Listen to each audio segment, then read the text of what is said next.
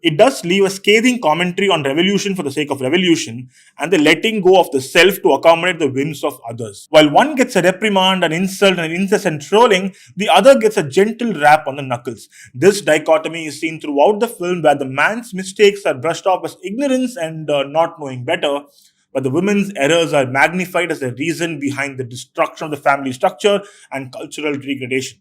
Of course, the film is titled on Paavam Pollathathu, and one can't expect to be any different, But the reason why we expect much is because in quite a few stretches, the film gets a lot of things right.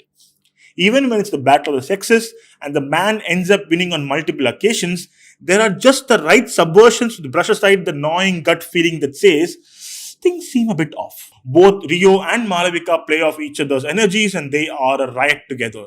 When they are fighting or in love or trying to understand each other, they are quite compelling.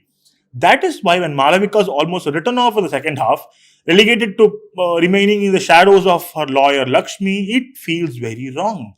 And since we don't hear anything from Shakti, we don't know what she is going through. In fact, when the focus is on the divorce proceedings, conversations about alimony, settlement, and how a large number of cases filed against men during divorce are fabricated, the film forgets that it is about two individuals and instead wants to make an overarching observation about the legal system.